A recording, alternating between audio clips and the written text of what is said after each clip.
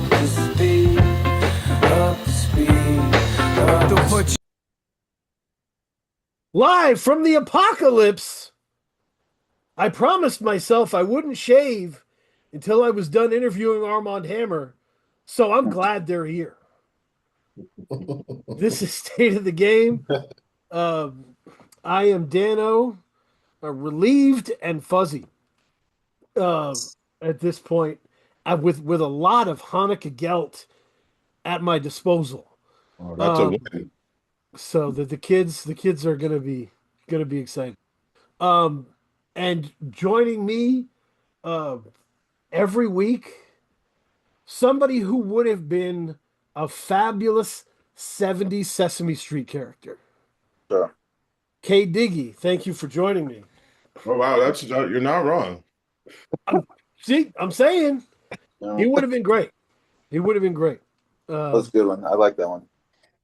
See, I guess sometimes I go at the no PG level with the introduction. So lucky to have these people with us. Oh, we're talking about some very important folks.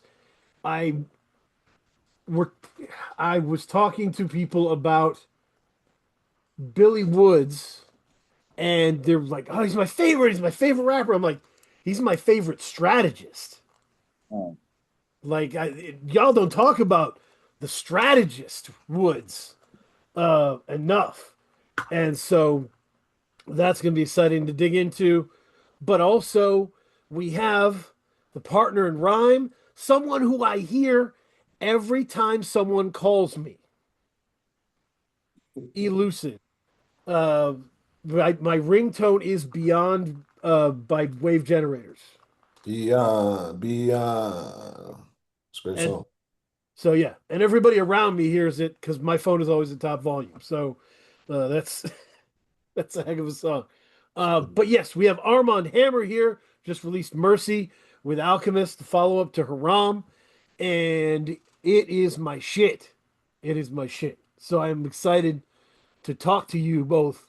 Thank you for being here. Yo, man, thanks for having us. Yeah, no problem. The I Great would to like do. to see. Oh, well, how you doing, Woods?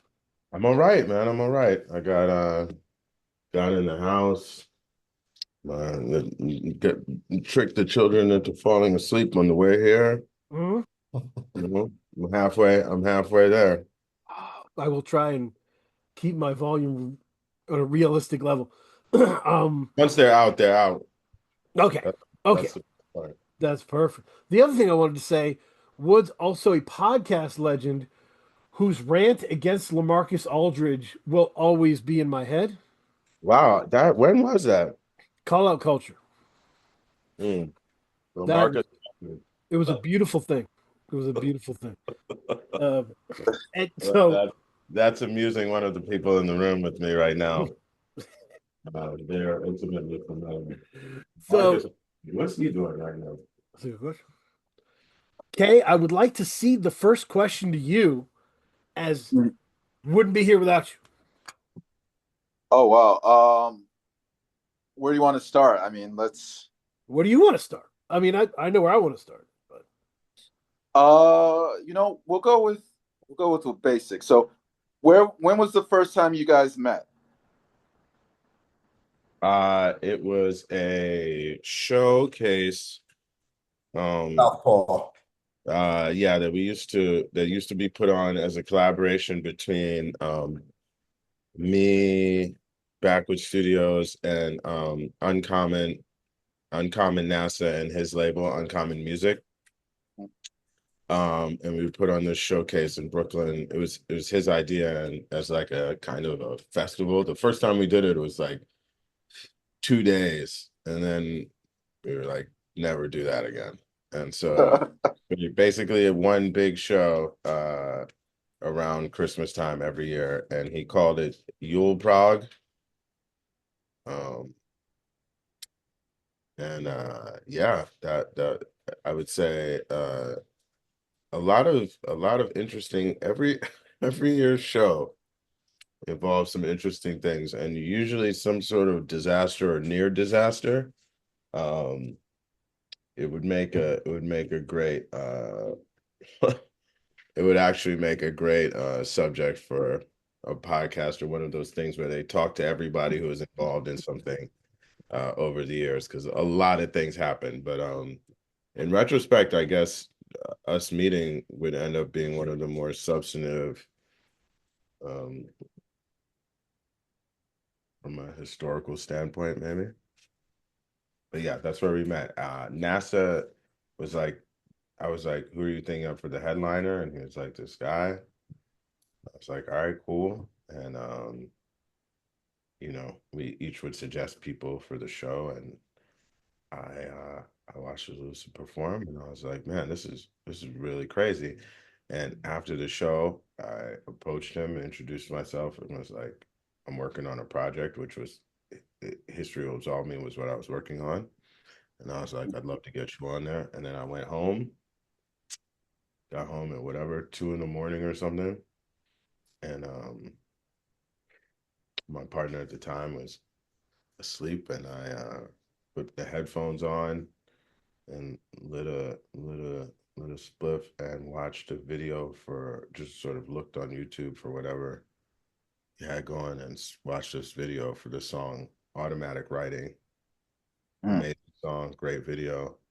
And I was like, this is that next shit. I gotta collaborate with this person.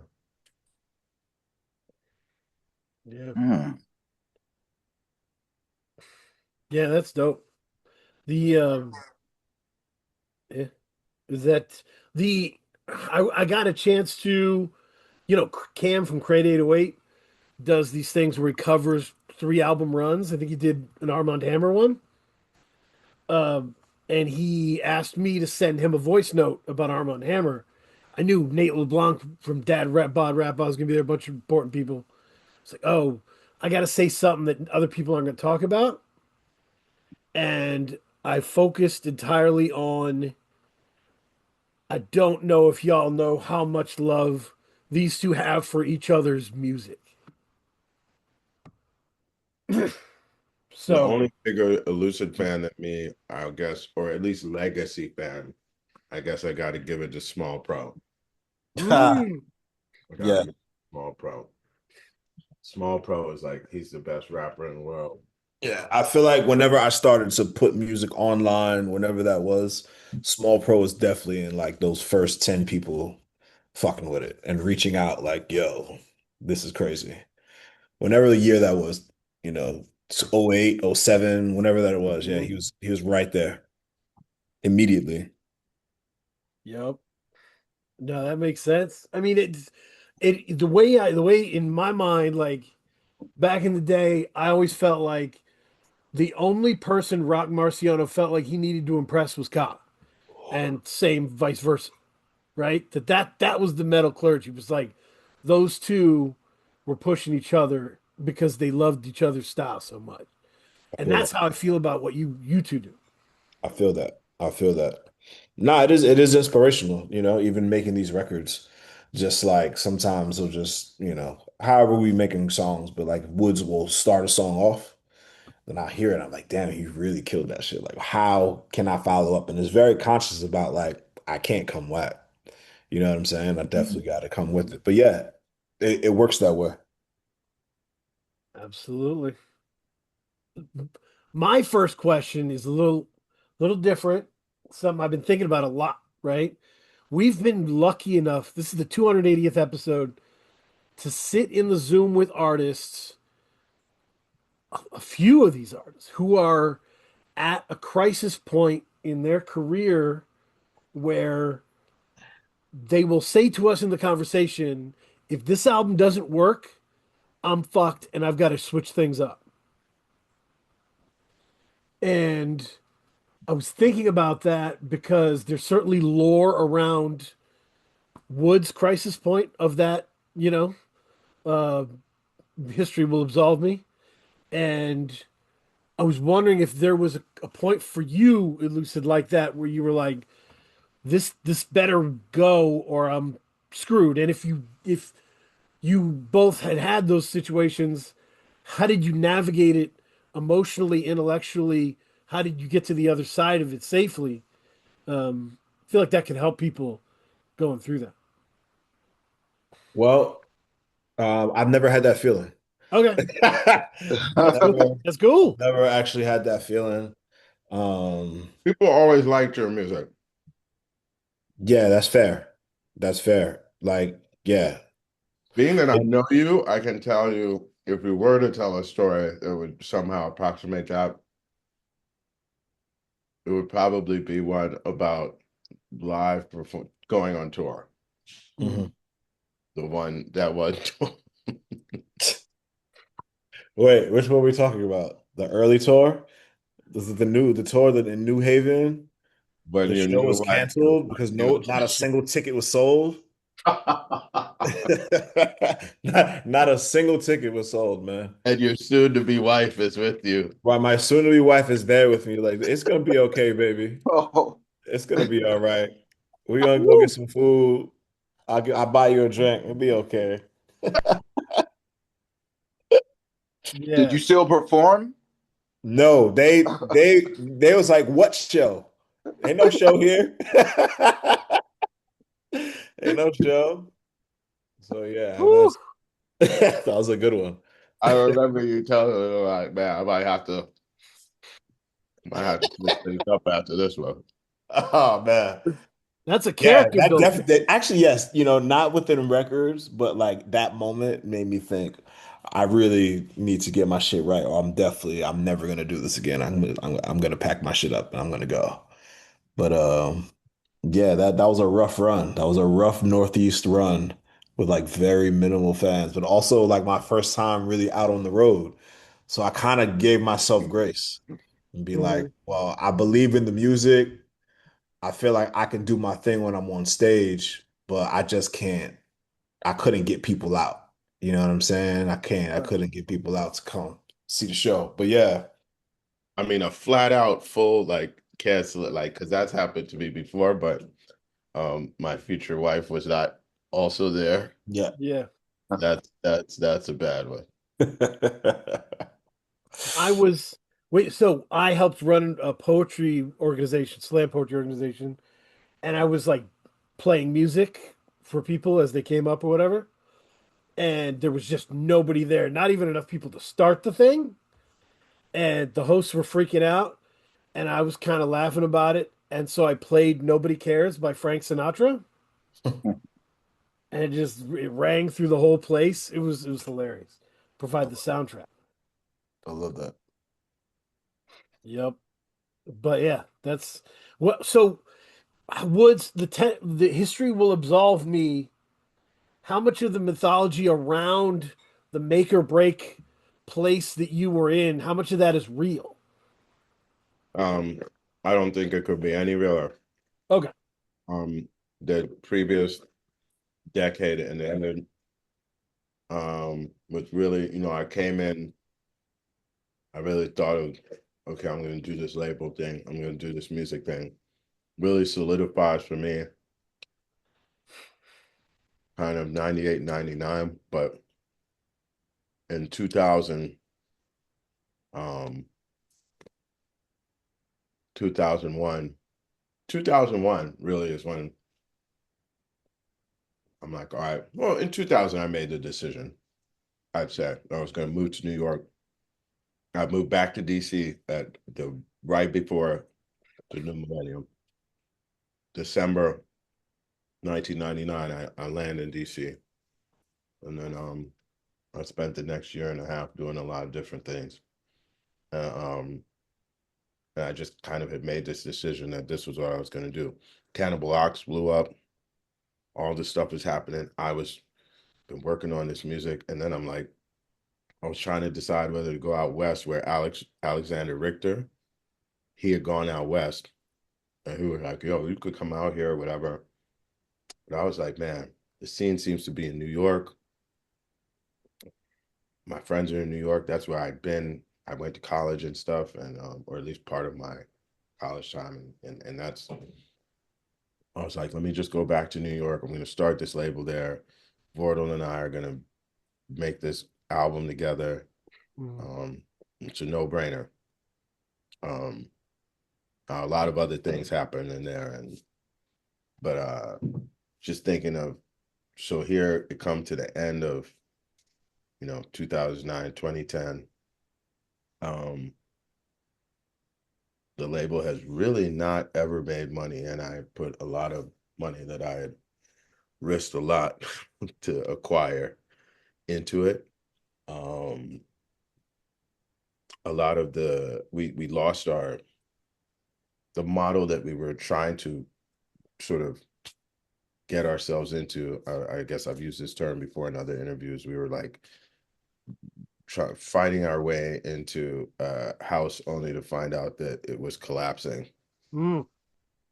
It was like we're doing all this work, like, man, once we get in the distro pipeline through Carolines and all this stuff, and then like as that starts maybe be about to happen, those companies are going out of business. And then on top of that, our music was not recouping through there. Artists that we were working with were either dropping off the scene or going in different directions. Right. And then at a certain point, really invested in pushing the Supercron record and did a trilogy of records. And by the time the third record, which I met Willie Green, we'd invested. So I was like, this is the one. And by the time we were getting ready to put that out, my partner in the group disappeared. Mm. And my business partner, I had been the funder and the backbone of Backwoods. And then at a certain point, a few years in, somebody that I used to record at their studio was like, yo, I want to be part of it. And he bought in. And then probably in 2010, he was like, he lost his job. All of us were also losing our jobs, regular jobs too. Right. And his job was, you got to move to California. We're closing the office in New York. You got to move to California, and we got a position for you there, or you can get a new job. And so he moved to California, and then they still went out of business, and he went home to Texas and just was understandably somewhat disengaged from the day to day, which there isn't a lot of day to day. The label is not successful. Right. Um, Even there was one company that gave us an advance for a record we were supposed to do, and I'm talking a small advance, a few $1,000s, Mm-hmm. and they never even recouped it because they went out of business. So it was like, it was like, it's over. You know what I Yeah. mean? And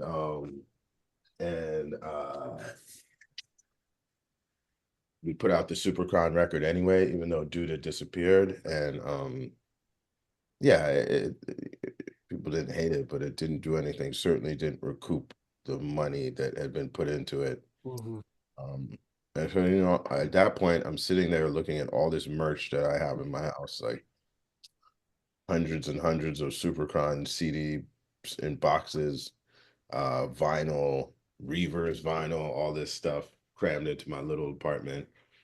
I'm looking for a new sort of day job and just trying to make ends meet. Business partner is, trying to make his situation work. It seemed like this is a wrap. And I guess I would say there were two things that happened. One was my friend Essex Dogs made the beat for what would become um uh the hell is that song called? Headband. Oh, okay. And he played it for me, and I was like, yo, I'm fucking with this. And at that point, I hadn't written a rhyme in a while. And I sat and wrote. I remember he didn't even have a pen in his house. And so I wrote it in like a marker, like fine point marker or something on computer paper, because that was what was there. So I wrote that verse. And that was the first like me being like, okay, let me try to write a song. What would it sound? Where would I go now? Supercon obviously failed. It's like a year later. And then I was like, man, maybe this is good. And then the other thing was that, oh, and also Willie Green worked at a studio that also had that we used to go in there and record after hours and so forth. That folded. And he's about to get married. All this stuff where it's like, it's like, okay, time to get serious. You have fun playing around with your friends. I'm not 23 at this point either, like Right.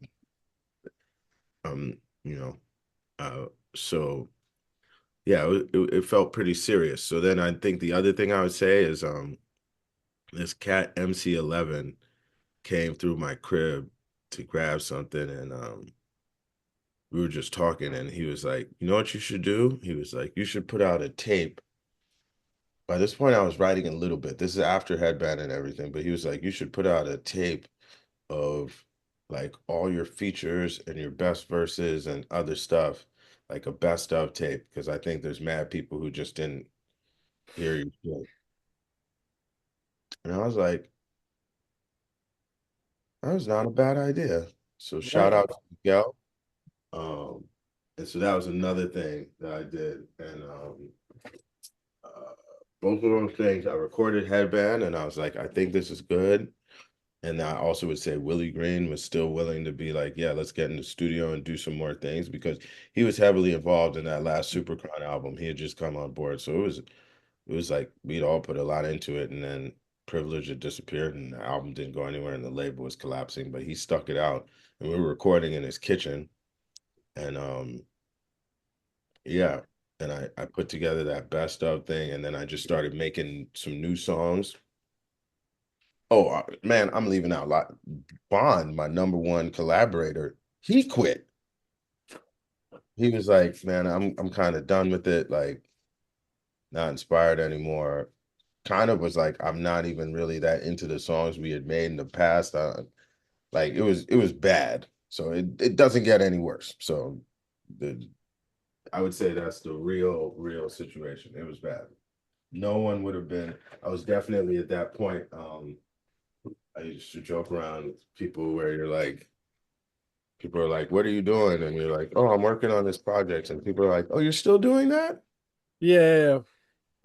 And you're like, "Oh, yeah, yeah, I am."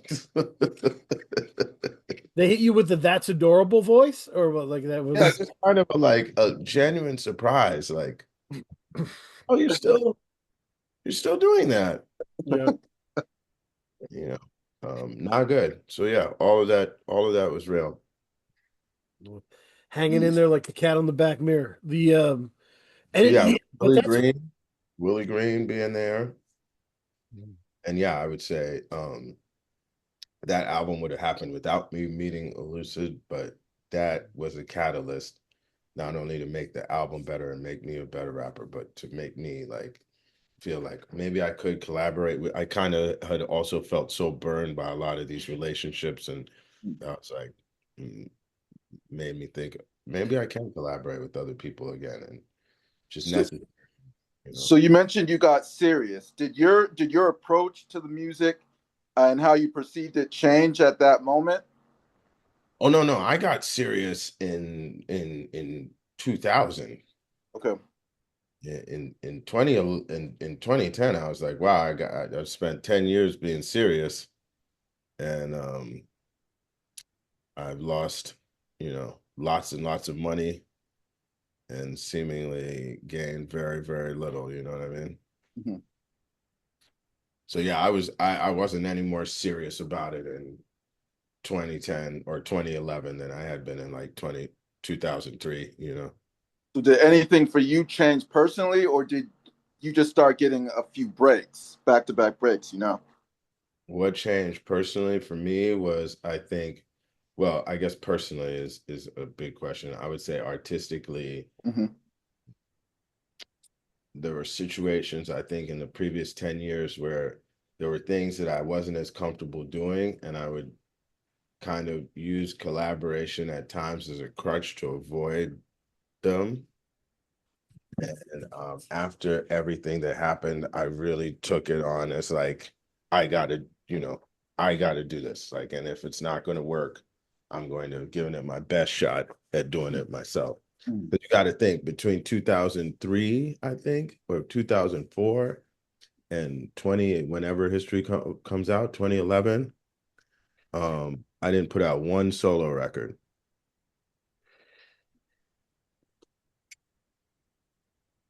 So, I recognized that in there was a little bit of like, okay, collaboration is gonna like, and I think a lot of some of that was me like was using that as a crutch. And so I really felt like History Absolved Me was definitely me being like, I need to step up and do this and own it myself and like, you know, sort of fearlessly, which again, if you're like, well, this might be it, and it's like, well, I'm just gonna do it. Right. Yeah. That's huge. Yeah. Taking that full ownership. That's huge. Um, yeah, that's awesome. Um, it's oh, shout out to Uncommon Nasa and Samurai Banana because Great people, great the people. the Dope Shit podcast is where I first heard you two. Oh, wow. I was like, I need a podcast, a hip hop podcast, but it gives me underground shit. They played something from Rome, and I was like, why don't I already own this? What is going on? Like I'm behind. I just ran out to cop and never turned back. So yeah, shout out to them. I always loved their shit. But yeah, and it was Rome. I have a theory about Rome that I'd like to kick for you guys. Um, I have a theory that Rome changed the production landscape of music, indie rap, obviously. Um, I just that was the first album where you got like Messiah music track, Fanon track, you know, Fanon track, Messiah music track, and it was like these were two entirely different people, but it became a singular. It worked so well together, as a sound. And Fanon had already kind of, with Matt Mokhami and the run that he was on. I think Messiah music and Fanon start to really heavily influence production from that point on. And you can hear a lot of it in the soundscape of today. Um, is that nonsense or does that make sense? I mean, to me, it's an interesting perspective, especially because I think, and I'd be curious to know Lucid Stone's on this. I would think that a lot of times people point to Paraffin Mm. or influential record in all regards. But I will say this, when we were making Rome, I was like, this is gonna be it. I was like, this is it. Yeah. This is like a breakthrough record. This is, we got I got introduced to Fanon through Mock. And Hmm. was Lucid, you gotta hear what this guy's doing. And Lucid already was the one who had the Messiah plug. And him and Messiah had worked together and they had, they would kind of co-produce at times or whatever. And so I thought that was it. Yeah. Um, and it definitely has its adherents, but it was not the breakthrough album that I imagined, although it was not a failure by any means or anything.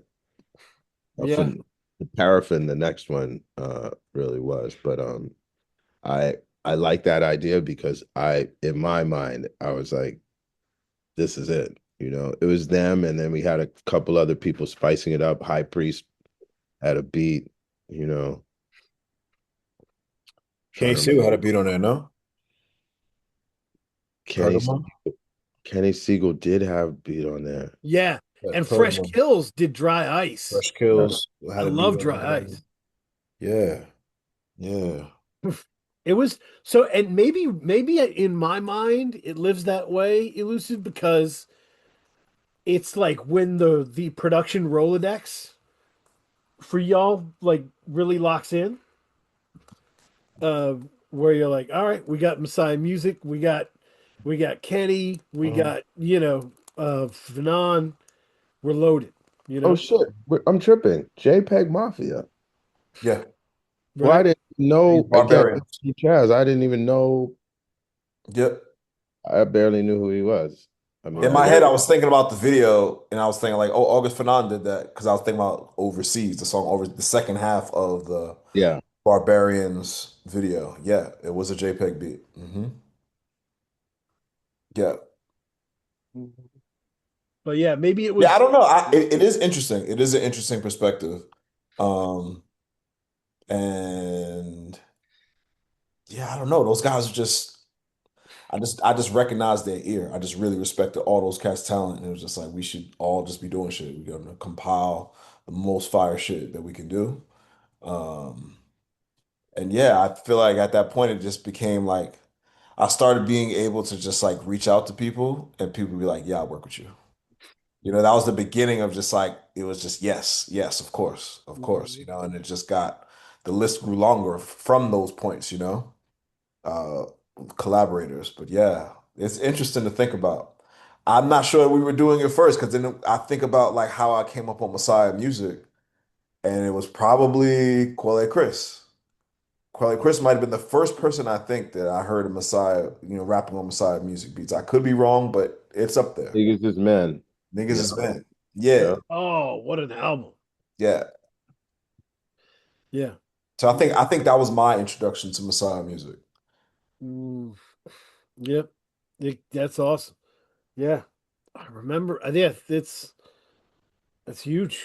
Uh, characteristic wise, the and it's been interesting. The interesting thing about how But also like now I'm thinking about what you're saying, like mm, the Messiah music like style with like the sample choices, but especially like this thing with the muted drums. yep.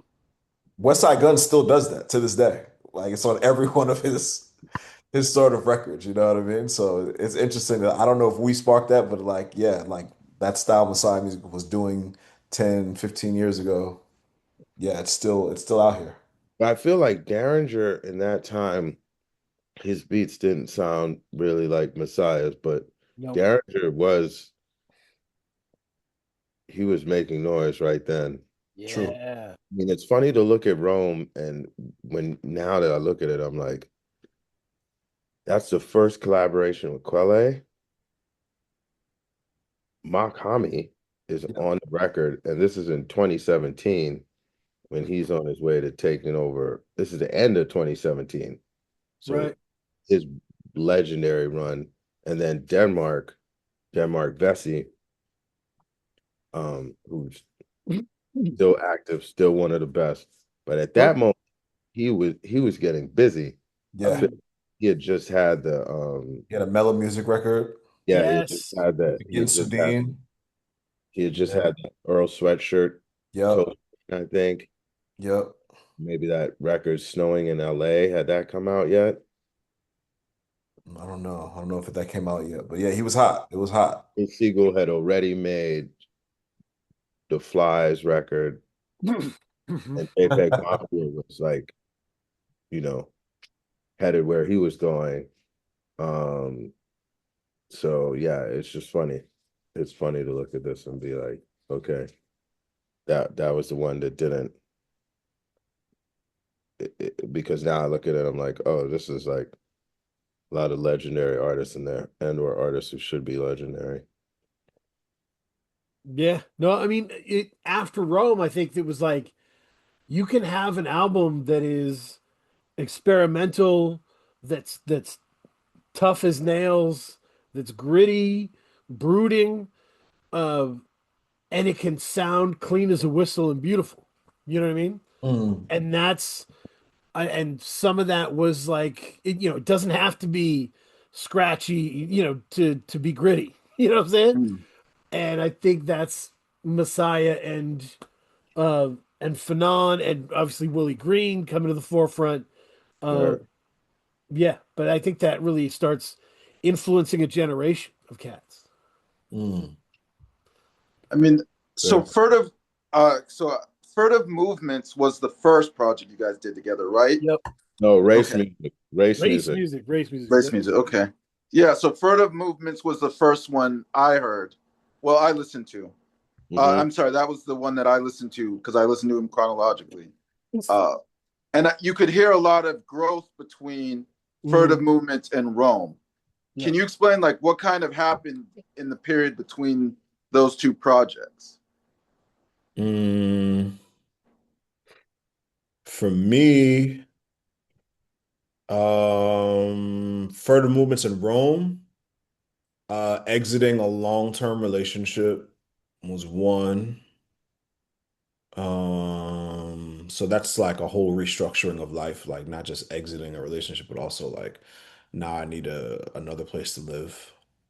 Uh, and that frees up time, energy, and attention to focus into whatever I wanted to do.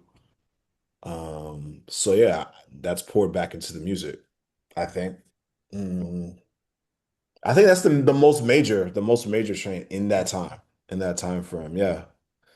But just personal, a lot of personal growth for myself. I think what I would, if you asked me to map it out, I would say the big difference, the correct arc to kind of look at that growth on is as furtive movements. Almost, you could go look at it as a how can I describe this? As a bridge. It's an EP, as a Mm. bridge between race music and Rome.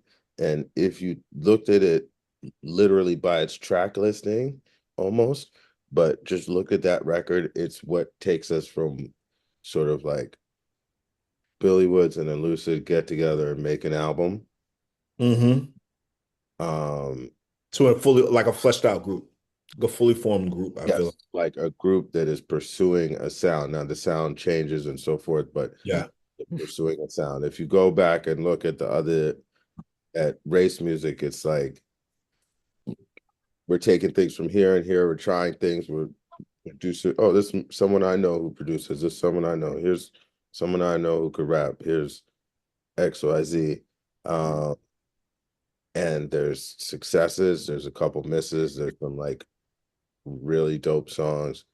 But then on further movements, I feel like um we get a lucid production on a song like Crowns, Affection. It's a little different. Um, we get the Steel Tip Dove had done stuff on race music, but then he comes back and we kind of fixed this song Duppy. Basically, it was an excuse for us to get a correct version of that song together, and we put Castro on it. Um, we have a collaboration with Blockhead, which is kind of coming from what I had been doing at that time. But by the end of the record, you have Touch and Agree and Soft Places.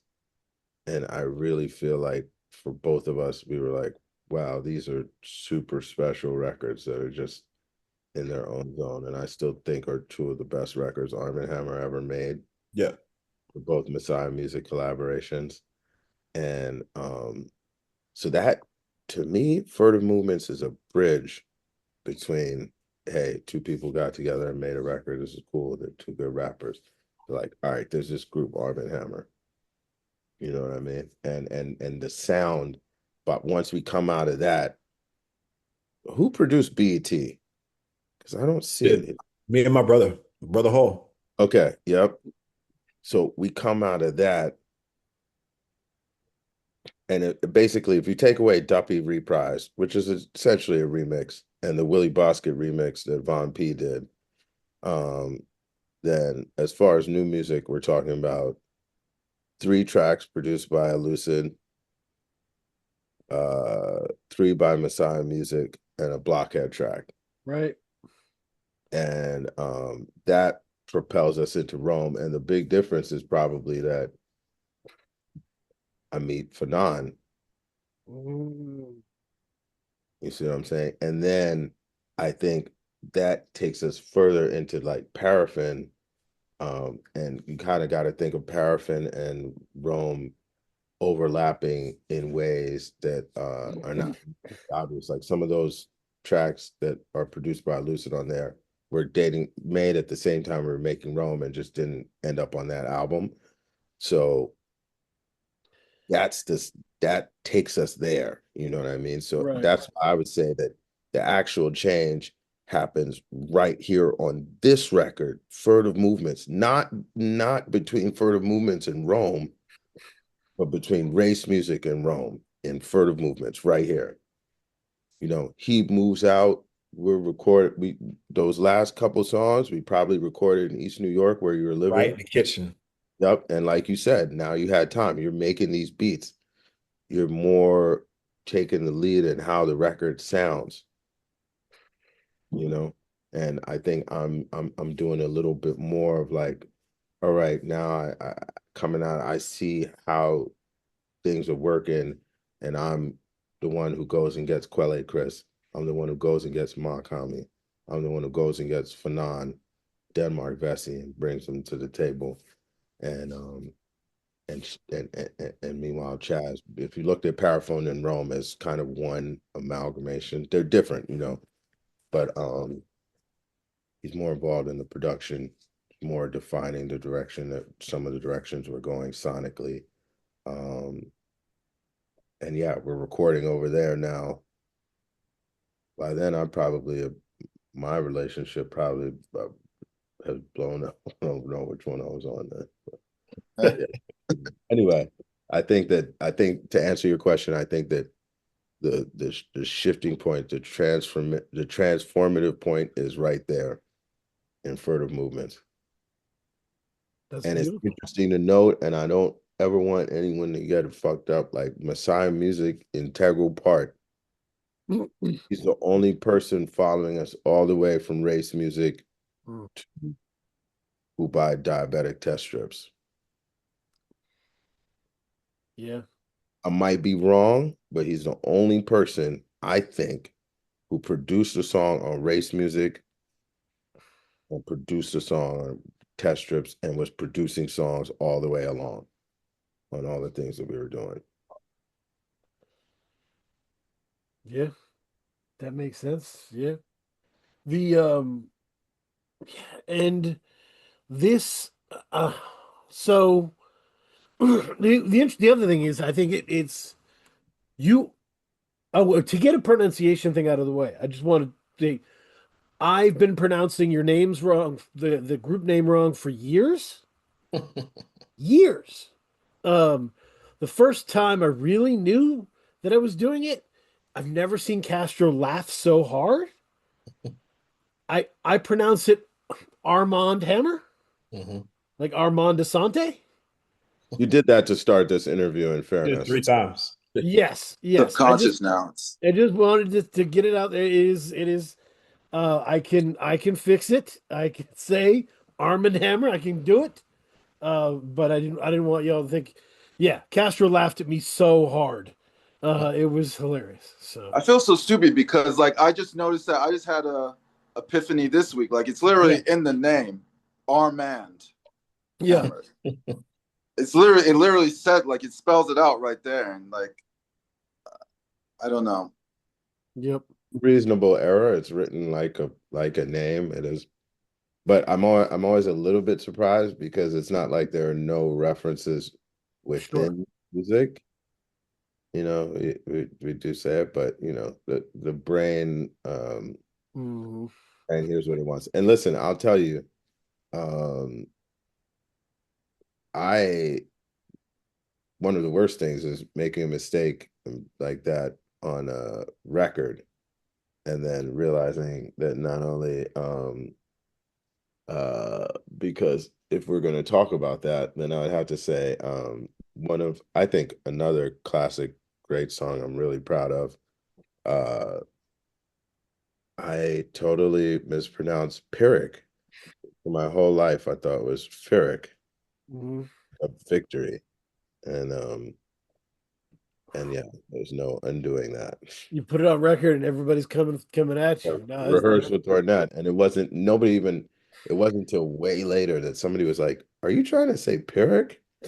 And I was like, so ever since then, I did get more careful, you know, because I realized that there's certain words that I read and I know. I mean, I know the word, I know what it means, I've used it, but I never actually say it. Yeah. or you'd never heard somebody say it, and then you're like, you know what? Let me quickly Google the pronunciation now, so I don't have to cringe every time I hear this for the rest of my life. It was, and to give you credit, Woods, so I said Quelle Chris's name wrong for years as well. Um, and there was like practically an intervention, like you got to get this right. And maybe it was Prem Rock who was like, you got to get this right. And so I just ran your skit on Innocent Country 2 until I got it right. Um, so yeah, appreciate the assistance. Um, but the what I was gonna say is Haram was a watershed moment.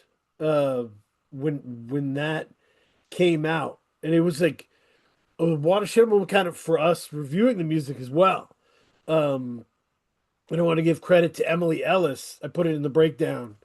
Who was our guest with Haram? She's a super fan uh, of you. You guys have done pictures with her and seen her and whatever. She used to go by Elucid Who on Twitter. Um, and she explained like I don't listen to the music to understand everything and every reference and what it means. I want to feel it. Uh, and the meaning comes if it comes, you know? Uh, and it really changed the way that I processed your music. Like, be like, no matter how dense this is, it's feelings first to get you there. Mm-hmm. So, yeah. And I'm not sure if that's the right way to do it, or if there is a right way to do it, but I like it better. So, Yeah, that's dope. That's dope. Shout out to them. When you're creating this music, uh do you create more for feeling, or are you creating more for like the references and the wordplay? Can you repeat that question? Yeah. So when you're creating, are you like are you creating more from like a concept viewpoint, or are you creating more from like a feeling? Like we're trying to express this feeling. Uh, I guess for me, it's always the feeling, Mhm. but the feeling, sometimes it has a concept, sometimes it don't. There's always an idea or a couple of ideas floating around, but it's less about like, let me nail this one thing, and rather, let me get this whole thing. Let me get this whole. I want to touch on a couple of points, you know? If I was thinking strategically about how I go about like making these things. yeah. Woods, do you have the same approach? No, I mean, I think that's part of what makes Armand Hammer cool. Um, I mean, that's definitely part of it, and that's what, but well, specifically when I'm, and it changes from song to song, obviously. But I wouldn't say that that's my approach. No, I would say that a lot of times I have an idea, and what's going to happen from that idea could go anywhere. But a lot of times I have an idea, and that idea comes out of a feeling. Like I'm listening to the beat, and I have this feeling, and the feeling starts an idea, and then the idea is where I write from. And sometimes it's things that, I'll be writing, and I'm like, the idea led me here, but it's not necessary for. Hey, hey, hey! Sorry, my All good. cat saw that I was doing something beneficial to me, so of course I had to interrupt it. That's Yeah, sometimes I'll write from an idea, and it's not necessarily going to be discernible to somebody who hears the record that was my original starting point. A song like that would, for me, a good example would be Moneylenders on the Armand Hammer, sorry, on the Alchemist version of Haram, right? That's where Moneylenders ended up. Yes, yeah. Um, my verse on there, I started writing kind of with this ideas of this philosopher, like ancient Greek, whatever Roman philosophers' ideas would be perceptible to most people when they're listening to the verse. But that was where I was coming from, and that's how I was making it make sense while I'm writing it. Mm. And then, it's not like, oh, you need to know that to like appreciate the song, or I don't even think it's that obvious at all, unless you're just reading that. But that's just usually, I think, how I do things is it starts with an idea. Yeah. If I was to focus on your superpowers as writers, uh, I would go to, and you guys can tell me if I'm full of it. Like for me, very few people can find a vivid image and explore it the way Elucid can. Whether it's chewing on a churchman or jazz hat like Laraji, like the kind of hunkered down in an image that is so vivid that like you're as a listener you're starting to see it, smell it, feel it, you know? Yeah. I'm Uh in a skyscraper. right. That's my joint. I'm a farmer in a skyscraper. So that's crazy. Yeah. Especially the way that beat is. Shout out to Pudge. That beat is so Yeah. crazy. Yeah. There's just countless examples of like yeah, just a different direction and a striking image that not only comes out of nowhere, but it's so important and evocative that it stays with you. And for Woods, when I saw you guys live in Boston, I didn't have much faith in Boston, like to understand what you were doing. I was like, this they're not going to know. They shouted back everything Woods said, and I was like, oh, that's because Woods has that bumper sticker superpower to be able to take something complicated and synthesize it into as concise as it could be and nail it and then walk away to a new thing. Um, yeah. So, I feel that. I feel that. Given a lot of credit because it's one of those things where it's like I'm not, I don't know. I feel like with rap for me, like I'm sometimes sacrificing content and images for a flow, right? So like the flow is the important thing for me. Like the tempo and the meter is like really, really important. There's only so many words that can fit into it mathematically. You know what I'm saying? right. Mm. It's just like kind of get in and, you sneak a jab, when you come with those sort of like those images that you're talking about there. But it's definitely less thought about, less conscious, less mulled over than maybe some people might think. Rap is ill because like it really shows like a mind at work, a person's mind. Like, Mm. a lot of times like these things, it's just like it's just you're just catching a moment. You're catching many moments. You know what Mhm. I'm saying? Within the flow. And it's just like you just got to catch it at work. And it's less about like being very disciplined and strategic with the word and the bar and this sort of placement. It's like it's not about that for me. Right. Like it's not you people started to write about you like you were a mystic, walking around opening portals and stuff. And I was Yeah, I don't know where that came from. I don't know. I don't know. That's always kind of been there. And I think even prior to that, it would have been a thing of just like things that I would say that became true for some people, but yet, you know, I don't, I don't know. I don't know. I don't think people become aware of something that I said maybe a couple of years ago and it becomes their present yeah. reality or something they become aware of. I don't know where that thing actually. My It's current funny. understanding of it is that you just do a better job at staying open and chasing down what comes in. Like, whereas a lot of times artists will maybe confine themselves, like that this is really what I want to do or where I am, Hmm. and you're just kind of open Yeah, to, and you're just mining through all the options, you know? yeah, Yeah. yeah. It's important. It's important to like work against the restraints of rappers.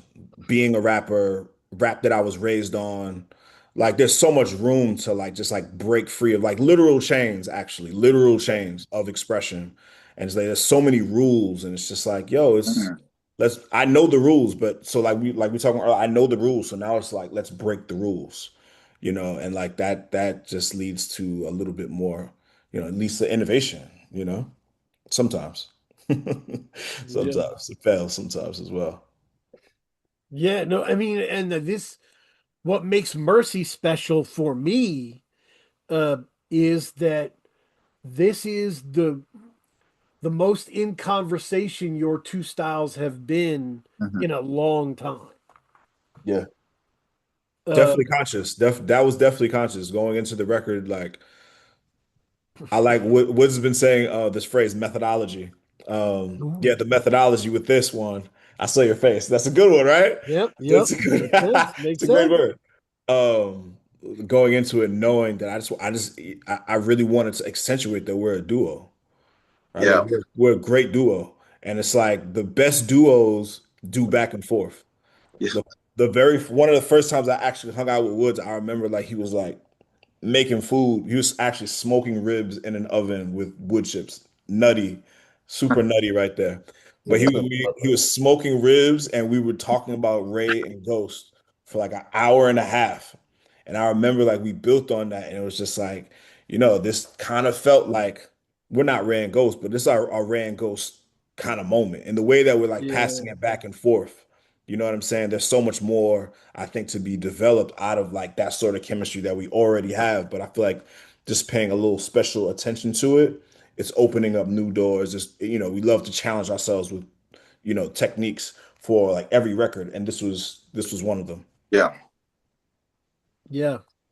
The the song that stands out to me like that was out of that Scandinavia. I can't get Yeah. enough of Scandinavia, Yeah. and Yeah.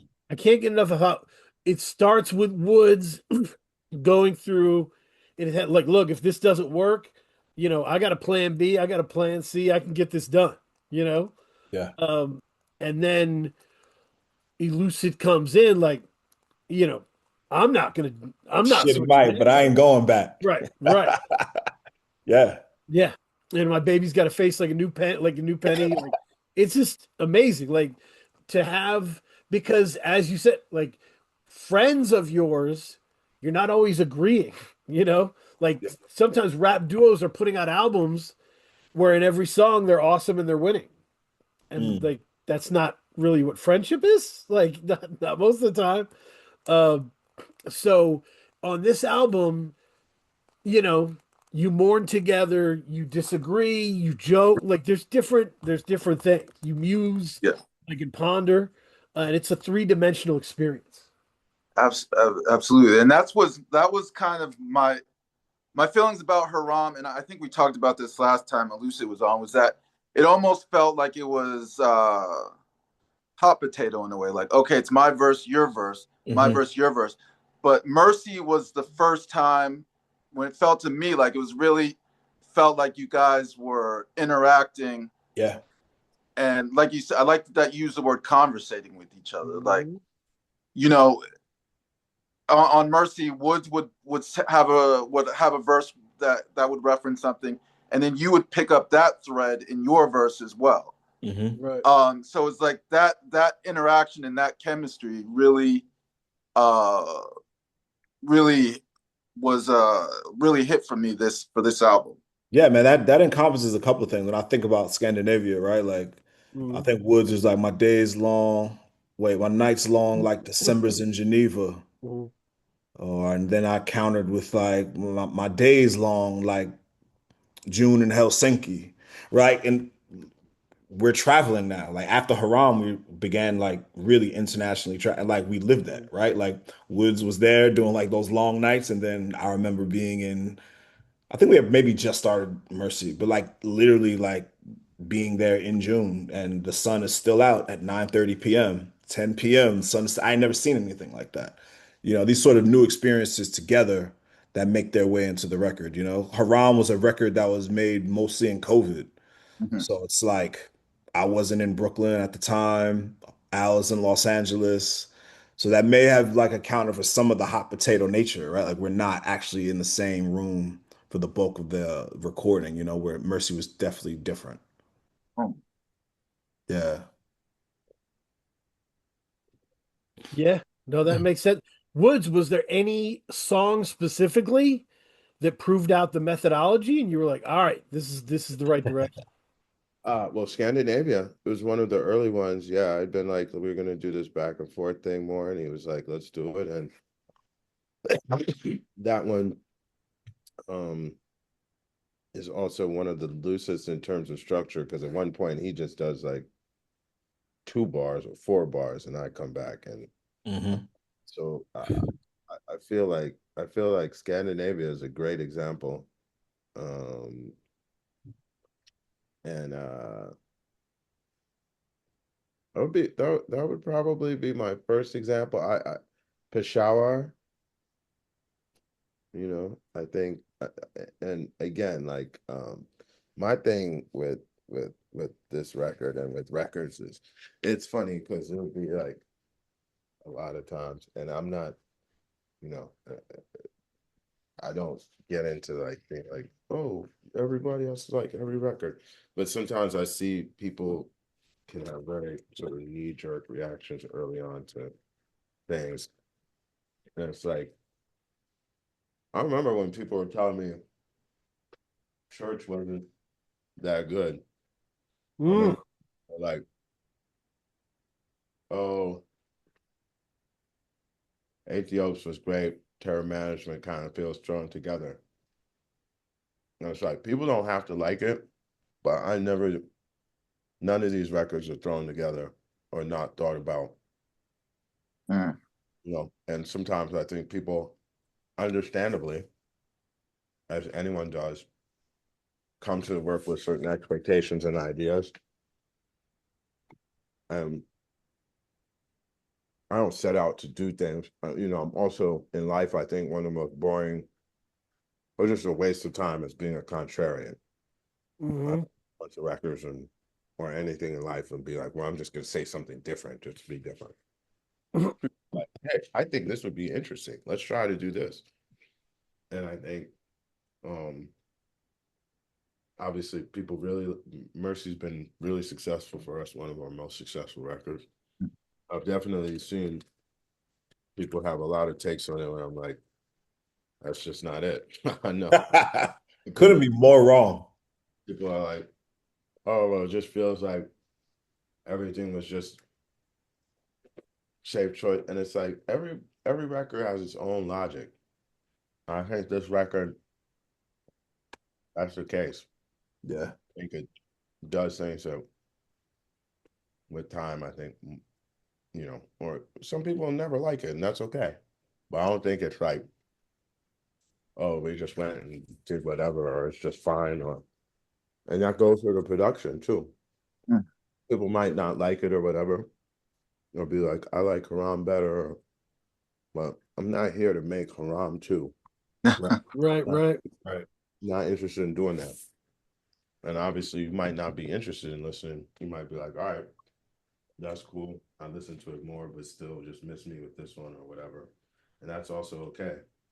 But yeah, everything that happened in this record was, you know, obviously some things just happen and like the magic of doing things. But we made a bunch of records to make this record. Mm. Mhm. Records that were dope that are not on here. Maybe somebody would have been like, yeah, that's the one. But this has an idea, an ethos, and an energy of Mhm. its own. And I think that's valuable because you can always go listen to Haram. Still It's like, there. Yeah. yeah, It's you the know, and this is what this is, and it has its own energy and ethos. And sometimes it might be that it never bends your ear that way, but it might be that down the line you'll be like, you know what?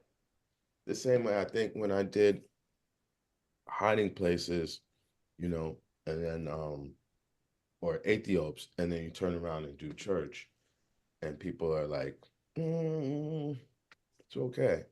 You know, it's all right. Feels thrown together. It's not thrown together, man. It's not. You know, that there's a lot of heart and soul and like energy went into all of these things. And so it's always interesting when I see later on, you know, when people are like, man, terror management, when are you gonna repress that? That's the, you know, or today I wrote nothing.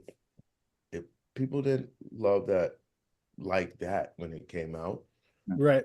and over time, the fact is that like I and Chaz too, like a lot of energy and thought is put into these things, and there are points of connection, and sometimes it might not be For to, you yeah, or it might be not for you today. in this time. Yeah. Mhm. Yeah, It man.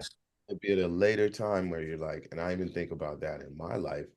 I remember, man, I was with the Dungeon family from the beginning. I like Outkast is like they start when I'm in high school. Like Southern Playalistic was my Hmm. jam. I Hmm. remember seeing Players Ball video on Rhapsody. Um, Joe Claire era. yeah, starting Yeah. off with they're playing pool, and he's like, The "Oh, Atlanta Braves jersey, the hustlers," whole, yeah. yeah, Yeah. you know, and like being like, "Yo, this is crazy." And then when I'm in college, ATLians comes out, and the thing is, the Elevator single comes out maybe in the summer. Yeah, Mm. it was in the summertime, July. That's I remember. crazy. That's crazy. Everybody's like, "Yo, this is crazy." Da da da da da. As soon as the album comes out, by the time it comes out, I'm back. I'm at school. I buy the album, listen to it. I'm like, this ain't it, man. This is.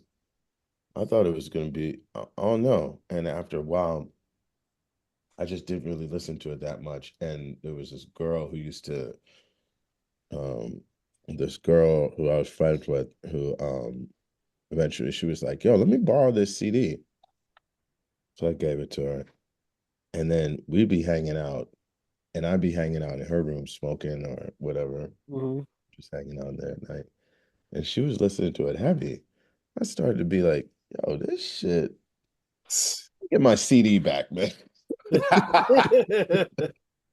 was like, "Let me get my CD, That's that's a man." real thing. And as a listener, I condition myself to give credit to artists, right? So like you put out three dope albums in a row and the single for the fourth album doesn't make sense to me, I'm gonna cop anyway and I'm gonna believe in you, right? Because like you've been rocking with this shit. You know, you've been solid, you know, like when Super Nintendo dropped as the single, I was like, I don't understand this, but I'm willing to bet that it's gonna make sense within the context of the album Hmm. because I know this group, right? And by the time I got to the end of the first listen, I was like, perfect. Okay. That makes Yes. sense. Yes. So would you mentioned a term, you said album logic. What does that mean to you? When you say album logic, what does that term mean to you? Well, I think that you're trying to create a piece of art, and there are things that sometimes you have something really cool, but it's like, can you find a place where it makes sense in this record? You know, and I think that was something that I had to learn about. I think I've always been good at sequencing records and stuff, but I think I've gotten better.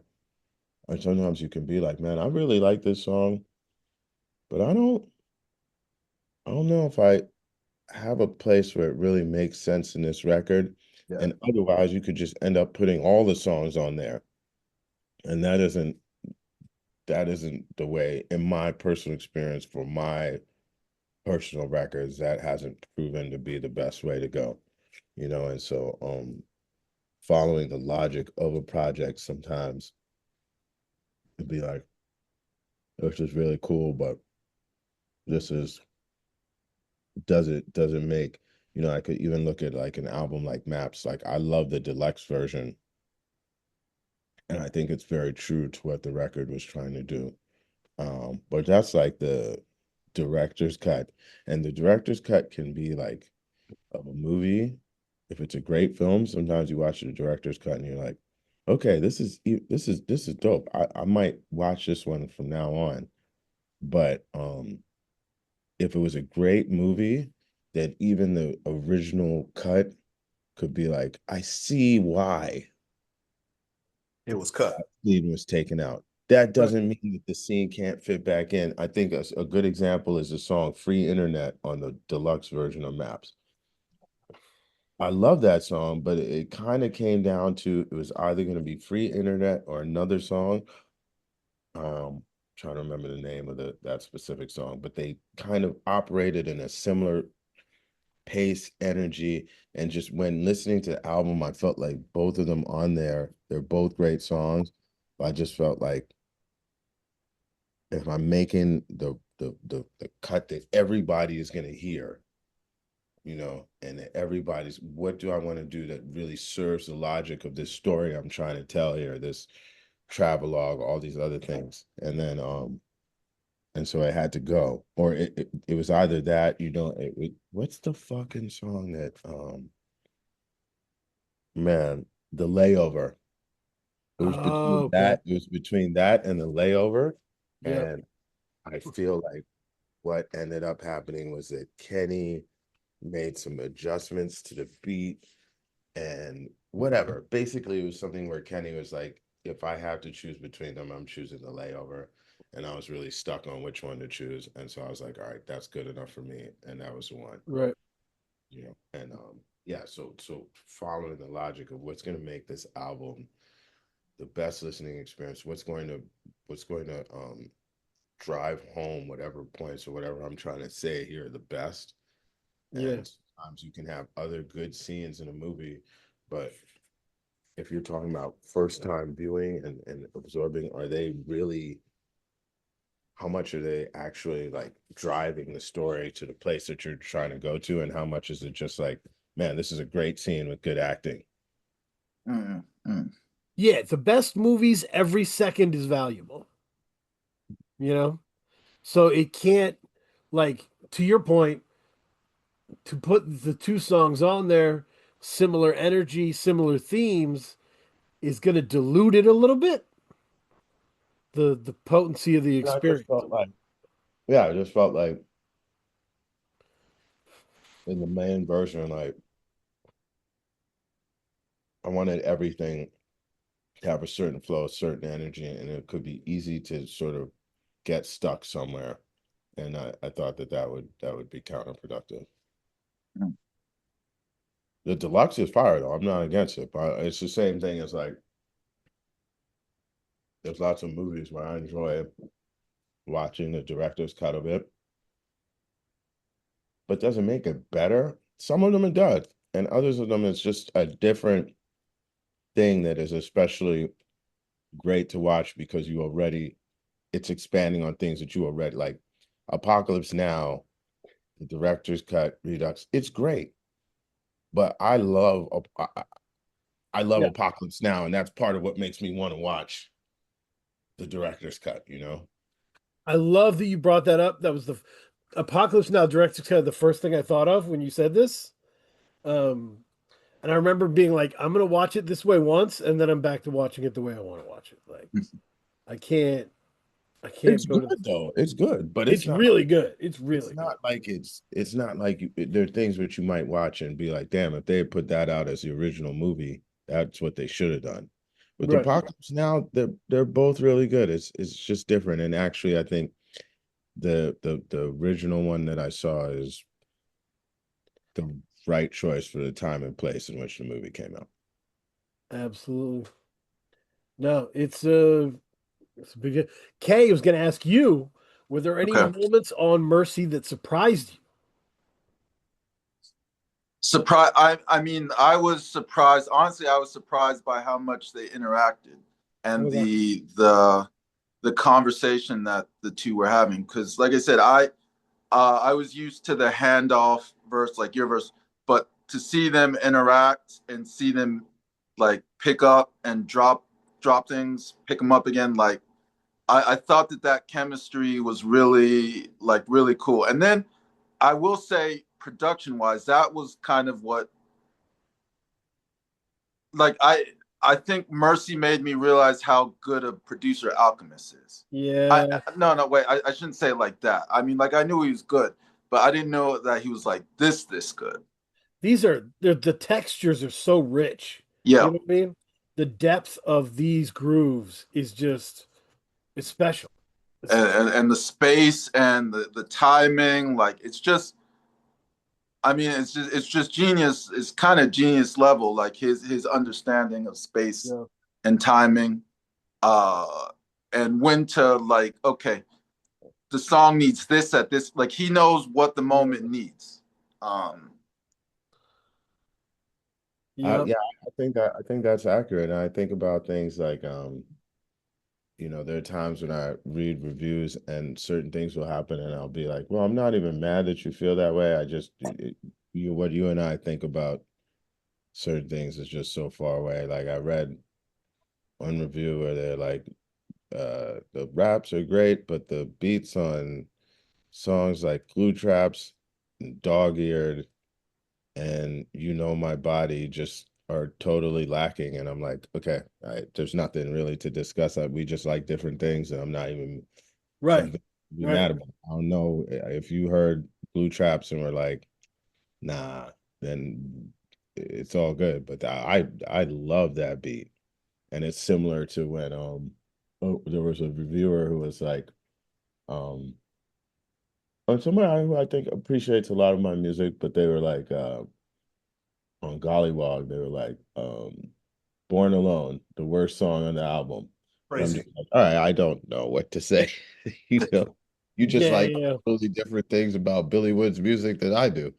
Right. I don't know what to tell you, but like Born Alone is one of the greatest songs Kenny and I will ever make, and that's okay. I'm not saying that everybody has, but there's just those moments where you're just like, all right, whatever draws you to this is a totally different thing from what I like about it, and that's okay. Mm. Because I don't even Yeah. understand how we get to like Born Alone is there's 17 songs on that album. That's the that's the worst one, bro. Yeah, I mean, I would like to whenever you guys put out something that I don't love, my answer is always I haven't figured it out yet. Oh, That's bro. always what I say because like it I didn't understand brass for a while. And I remember talking to Big Flowers about it and being like, I don't get this album. And he's like, I put it away and I'm gonna come back to it. And we both kind of came back to it and we're like, this thing's fucking amazing. Like, as one of my favorite backwoods albums, period, right? Top two, three. And I had to give it time. Sure. I had to wait, you know? Like these albums, as you said, sometimes you understand it immediately. Like Church, I understood immediately. And I was trying to tell people like, this is a relationship record. This is about the music that Woods and Messiah fire off of, right? It's a celebration of their relationship and the moods that they dig into. And, you know, so it's all, and it has a cult, by the way. There is a church cult that loves that album above everything else. So, No, I yeah. mean, I remember going out to work with. I was working with I was I was Kenny and I were starting to work on maps, and he was like, you know what? I think he was like preservation. He was like, to me, preservation is one of the great producers out there. He's like, I'm blown away every time I listen to him. Mhm.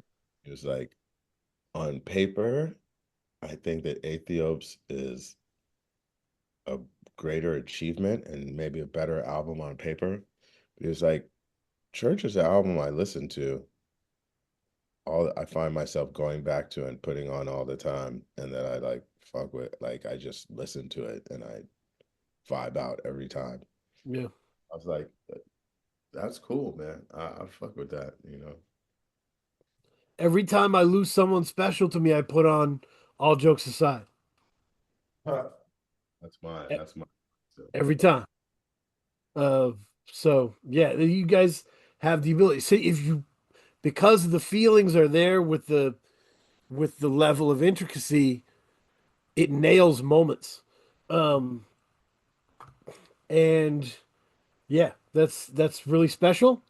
Okay, back to my question. Dog-eared surprised the shit out of me. Dog-eared surprised the shit out of me in a nice way. I've really grown to enjoy it, but like I wasn't ready for the, what is the role of a poet in the world today? And Spider-Man with the mask off on the rooftop. I was just like, this is a really sincere, thoughtful kind of. This is not Alonzo in Training Day Woods, It totally different. So I enjoyed that. Yeah. classic example of Elucid did all the work on that one to set everything up, and I just had to bring it home. He picked that beat, had the vision, brought in the singer, Kaprami, had his verse. Everything was like set up, and it was just like, can I like, at a minimum, don't ruin it. Right, right. Sometimes it's like, at a minimum, don't ruin it. And do I have something that's going to like Stone Fruit, the same sort of thing, where it was like, everything was set, like, Elucid did it, everything. He had the chorus, everything, picked that beat, was like, this is the one. And I'm like, all right, cool. Sometimes I'm like, I'm gonna sit back and then let me know, see what you're doing. I'm gonna play off of that. And I feel like this was the same sort of thing. That's awesome. Yeah, there's a lot of oh man, a lot of great moments. Like, yeah, some of my favorite Elucid stuff. The run Elucid on is incredible. But I will go back to your point. Anybody who says they don't like My Body, Crazy talk. I would say my reaction would be, I guess you hate Mercy then, right? Like you must hate this album because it's like the song is so lean and mean and like important, uh, dead serious. Uh, It's also like, yeah. you guys always think about like who's saying these things, right? Like Mhm. there's Right, such like because music is it's everywhere. It's free for a lot of people. Mm, people think artists are just like walking iPods, walking playlists. I mean, it's like such a entitlement, and there's an arrogance when people encounter new music, new experiences in general, but yeah, music yeah, specifically, where they felt like if it doesn't like play up to their, whatever they are, wherever they are in life, you know what I'm saying? Whatever their taste, their interest for that moment, then this shit is whack. And right, right, it's just a kind of a corny thing, you know what I'm saying? Like we have been doing this thing for a while. We've lived certain lives and right. we haven't lived your life. You haven't lived our lives, right? So like it's not like maybe not like the artist is whack. It's maybe like you're literally not ready for this. You can't even understand some of these things because maybe you haven't lived that experience yet. You haven't read about the experience. You don't know anybody who's gone through the experience. You know what I'm saying? So it's like the arrogance is what's driving a lot of what I think is the some of the attitudes I'm kind of seeing online about music in general, but specifically for Armand Hammer sort of things. Yeah, you guys have done a great job at like properly translating criticism. You know, um, some things mean sometimes the person criticizing you isn't even doesn't even know what they're saying, right? Like in terms of give an example. When people say online, I can't even tell Armand Hammer apart. Armand Hammer. Armin. Sorry. Okay. I'm working on it, people. I can't even tell them apart. To me, that translates to I Right, don't know how to listen to this music. right. It's just them saying, "Hey, by the way, I don't know how to listen to this music." Okay. Mhm. Yeah, that's fine. So let me ask you, what relationship do you have with criticism and critics? Like, do you like, because you mentioned that you know sometimes you review what the critics are saying. What do you do with that information that you've gathered? It's just information. I don't hold on to it. Mm-hmm. I don't hold on to the criticism, and I try not to hold on to the praise too much because like I'm just here in this moment making this thing. And like my job is to be as like maintain that connection as clearly as possible. And it's not about like what a critic who doesn't even do this thing says, really. You know what I'm saying? Like I want people to connect with it, and I'm seeing it happen. So there's like again, like there's nothing a critic could actually tell me because I'm living this life and I'm out here with these records and I'm seeing like I'm seeing the shift. I'm seeing who it's connecting to. So yeah, it's everything. It's just information. It comes and it goes. Yeah, I guess to me, I it's interested in what people have to say and their thoughts. And I usually assess them on the basis of what those thoughts are and what they say. It's not like there's no one can validly criticize. I'm interested and I do hear criticism, and sometimes I hear things that I'm like, oh, maybe there's a point there. And then other times I hear things where I'm like, like there's somebody might be making a point. I'm not gonna say that if you think but yeah, if you think uh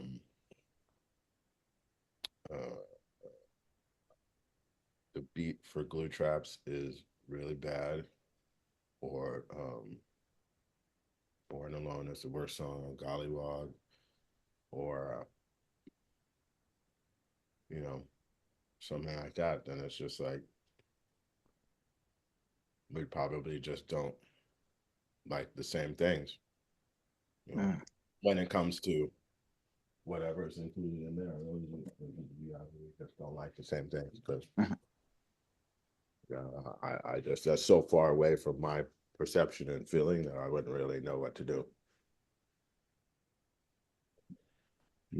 There's no Yeah. need to really get wound up about it. Sometimes there are things where it's your opinion and the other person, there might be some meat on the bone or something to quibble with, and other times there's something that I could take away and be like, you know what, that's an interesting point or whatever. And then there's other times where I'm just like, yeah, you and I are not thinking about these things in the same way, and that's okay too.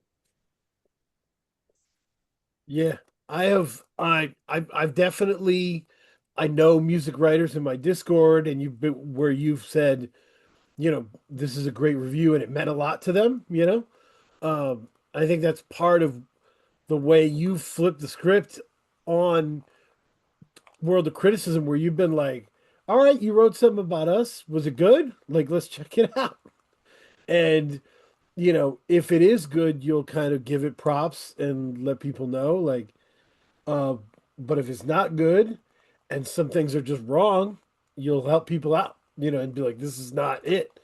Um, and do it in a real way. So it changes the way people interact with your music. Um, to to Lucid's point, I remembered what stuck out to me when we were talking about the arrogance and people's reactions. I just remember when you talked about generational wealth being a curse, and somebody kind of chuckled about it online. Was like, "Oh, I wish I had that curse." And you were like, "Have you ever known anybody with generational wealth? Like, have you ever been close to someone like that? Like, it's different." And they were like, "Oh no, I haven't." And it was like, and it's an opportunity to listen to someone who's coming from an entirely different perspective and absorb it and think about it rather than dismiss it. And I hope people have been able to successfully do that with your music. But this is like a product of the times, you know what I mean? Like Right. so much of rap for the past 25 to 30 years has been about this like first person sort of thing where it's just like these direct autobiographical stories or are it. Like, and there's no deviation from that. And I think someone like 50 Cent like really cemented that. Yeah. You know what I'm saying? So it's just like it has to be like that. And we have to relate to it through that, those autobiographical me, and nothing else shall prosper. You know, it's just like the times. You know, but it'll open up. It's opening up. Yeah. This brings me to a good question, Elucid. Just we were talking to Dev last week, um, about like there's a lot of braggadocio songs, there's a lot of story songs, but there's also people that are really great at just working from a premise and creating a song from a premise. We talked about the Open Mike Eagle Clark Kent Superman song, Neighborhood Gods Unlimited. Is Who are your favorite premise writing MCs who can flush out something conceptually that's not even autobiographical necessarily? I mean, I think within this sphere of like what we do, I think Open Mike Eagles Yeah, really good. It's really cool how he's been able to maintain that for so many records and still flip it in inventive ways. But I gotta think more about that. That's a good call. yeah. Yeah. There's it's I don't want to say it's a lost art. It's just like if you make a song from a premise, you have to kind of do it for yourself because it's not necessarily going to be your hit. I think one of the greatest of all time in hip hop music of all time, Serengeti? that is Serengeti. Yeah, Serengeti. Yeah, I was just said that. Yeah. Serengeti. Yep. Yep. Yep. Serengeti, man. Yeah. I was listening to that Kavanaugh with Open Mike Eagle. That was yeah. Serengeti just exists in a different place than everybody else. It's awesome. A different world. There's nothing that he can't do. And he's made so many, oh man, so many funny, powerful, sad, Yeah. uh deranged. Like he can go to all of these places and fully inhabit these things and make a song about anything without it ever feeling it never feel like you can't feel there's no sense of like, oh, homie sat there for a long time and put in all this effort, which is not to say that he didn't, because one of the things that makes great people great is a certain level of effortlessness in the Mhm. final result. You know what I mean? Yep. You know, in all things, you know, like you're watching somebody who's really great. You watch after having watched Jordan play basketball, you know, there was just Mm. an aspect to, or like Olajuwon, to where it was like everything just seemed like I just did it. Dream shake. And Yep. you know, the ball just slides through the net so easy.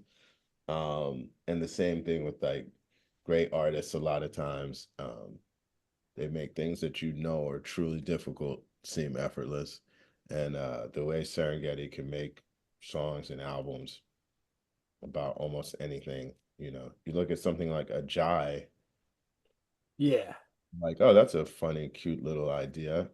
But the album itself is full of so much emotion and Right. power and humanity, as well as being funny and iconoclastic. And like, you can't just get up and do like, well, everybody else can't just get up and do Right. that. I don't care who you are. Yep. Get up and write an album about just this hype beast and his life, and have it contain all of those facets and also be like really dope to listen to. Yep. Yeah. Yeah, man. I was trying to like really touch on this point earlier about like just the end of that. You know, I think I mentioned like rappers' minds in motion, like these songs, or like just a mind in motion. But it's like just really like as Woods articulated with Serengeti, it's just like the uniqueness of his mind, Serengeti Mhm. specifically, or just like certain artists in particular. Like they're just real. If you knew some of these people in real life, you would see like these people actually really think differently. They do not walk through life the way that you and I walk through life. In their everyday, most banal decisions like this, You wouldn't make that decision, but they would. And it shows up often in your songwriting. You know what I mean? Yeah. No, yeah. These are just special people that you want to be around, you Yeah. know? So it's Uh, like, yeah, when people have certain opinions about things and not even talking about stuff that I make or whatever. I'm talking about art in general. And people, it's just like, yo, man, maybe you just were not ready for this. You know what I'm saying? yeah. If you met this person in real life, this person may not have been your cup of tea in this moment. But that doesn't mean that's just what it is. It stops there, you know? Yeah, I mean, it's sometimes like real actors who have studied will hate movie stars because sometimes there's movie stars who they just have that thing where when they step in the room, you want to attend their movements and understand their story and what they're going through. Uh, some people just have that thing where like, and they build from that, you know. But man, that's awesome. No, it's a heck of a thing. Man, Mercy is awesome. Okay, give me runs on this that you love, runs of songs. Let me get the track list up. There's a lot of options. Yeah, yeah. I mean, I thought. I mean, I guess 1 through 5. I mean, I really thought the beginning and the ending were really great to me. Starting with I'm gonna murder this pronunciation. Laraji, You landed it. Rashi. Laraji. Yep. Laraji. Okay. Peshawar, Callisto Gene, Glue Traps, and then Scandinavia. Yeah. No, that's Laraji has to go down as one of the best first songs you guys have done, Yeah. and you guys have a proud history of first songs Yeah. of and last songs. So this is oh yeah, it's Start with a hook. right, right. Left hook. You know? Yeah, as soon as we did that, occasionally I go into the sequencing things, and I'm like, this is something I've already decided I'm going to the mattresses for. Like when it wasn't the same, but Stone Fruit was Mhm. one where I really had to really sell Alchemist on, like, we're putting this song last. And that was I had to really sell him on. And to his credit, he was like, "You were right." Mhm. After everything was done, this one wasn't like that, but he was like, "Really?" And I was like, "Yeah, this has got it. What are we? This has got to be first, you know." And Right. I mean, I think that, yeah, I love that. I also have I really love Calypso Jane, man. I love that Yeah. song. Yeah. Love that song. Yeah, it's mine would be 5, 6, 7. Mhm. Scandinavia, Nil by Mouth, Dog Eared. Okay. Um, Yeah. Especially the contrast between Scandinavia, which is just cold, hard. Like first time I heard that shit, I'm like, this is like a Mob Deep song. This is fucking awesome. And Dog Eared is kind of there's a brightness to it. You know what I mean? Even in when it's thinking about things that are sad, it's just a warm thing. So it gives kind of an emotional range that I think this record has. Um, yeah, it's this is this is a solid a team of songs. This is like the Oklahoma City Thunder of today. Uh, it's it everybody knows their role on the court. It's awesome. Um, I wanted to shout out the family, the extended Armand Hammer family, with because I think Pink Sifu and Quelle Chris are going to go down as some of the best featured artists in the history of rap. I Uh, could see. they just because they're just groovy to the bone, and they bring a groove. Can you talk about why they fit so well everywhere? Well, we're not going to leave Castro out. Right. He was the first. He was the first unofficial He's on the album third too. member. He just didn't rap, but he's on the album.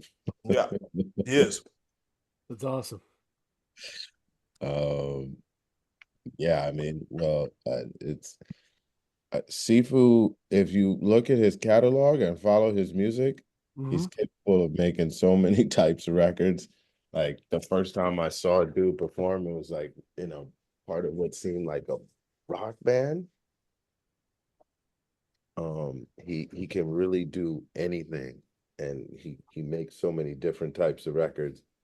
Like I remember one time I hadn't heard this record, put it on, and I was like, this whole thing is strip club anthems. Like the production and the vibe, Hmm. and then the next record could be like some, you know, jazzy, like Yep. rap shit. I've seen him do so many things, seen him perform live in so many sectors. I think that, when you're that versatility makes it easy. And then Quelle is like, he's a genius, man. Yeah. Yeah. He's a genius. It's easy.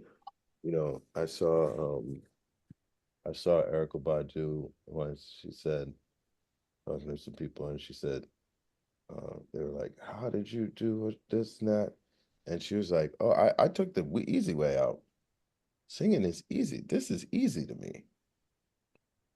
And it's like, I think people always realize Quelle's been doing this. Quelle was like on early Danny Brown. Quelle's there. You know what I mean? Uh, Quelle, this is it, it's not hard for him, man. No. And he loves it so much. He's the person who will do a feature because I'll do a feature for somebody, and then later they'll be like, "Yo," I'll be like, "Yo, send me that song." Oh, it's coming out.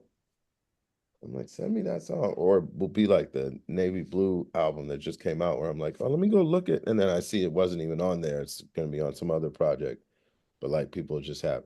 Quelle will ask you for your feature. What if at least the ones he does for me and with us? He's like, send it to me, like before it's even finished being mixed and mastered. And you'll come to find out this guy has put his own mix on it and has been listening to it for the whole time, his own weird little versions of your collaborations. I swear to God. That's amazing. LA has a whole different version that he mixed and put together in some type of way of, is it chicharrones? Yes, it is. Of chicharrones. I Yep. remember once we went to go perform it live, and he was like, "Oh, I have the beat," and I was like, "What is this?" It was like set up and cut up differently. But yeah, he's the person who will ask you for the feature like right away, like send me that song, whatever song. But yeah, I just get the feeling that for him, it, it's easy, and he really again, like Sifu, a lot of versatility. I think if you're going to be like a really great feature artist, either you're careful at picking what you're doing, or you're extremely versatile, or the things that you do choose to do are fitting into, where it's like, I chose this because I know I can do something special. Hmm. That's awesome. Yeah. I mean, those are good people to have involved in the creative process. Versatile people who've been doing it for 1,000 years in 1,000 different ways. That really just, it opens things up. It opens options up, makes experimenting easier. For sure. Yeah. Also, shout out to Cleo Reed. I thought she did Oh, Hell yeah. fantastic work as love well. Cleo Reed. Hell yeah. Incredible, incredible artist. Incredible artist, and somebody who, if you haven't heard their album Salt and Lime, is my song off of that record. It's a really, really great record. Country, it's really great. Mess with it. I And had one of them as an alarm. I got to figure out which one it was. Every day I wake up to a different rap song as an alarm, or just a song that I'm fucking with. And I had one with her. Was it the bra one? I don't know. It was awesome. That album was great. Country? Yeah. Yep. Yeah. Yep. No, her voice is really important to this album and process. So yeah, it's oh da da da. That's the one I woke up Okay. to. Yeah, no, it's a powerful piece of work, and most rap groups flame out after a few albums. Um, and because you've gone into lots of different directions, you've built a big enough space to explore. Um, and kudos to you for that, being conscientious of that. Hmm. Um, yeah. Kay, do you have any other questions? Yeah, my last question is for both of you. So, how would you say being in the group Armand Hammer has impacted you as individual artists Mm. or artistic? Yeah, artistically, like how has being in the group evolved you as an individual artist? Mm, I don't know. I think every record kind of sets a new baseline um, for me when I'm making Arm & Hammer records. I'm usually after that's done, I'm going back into solo thing.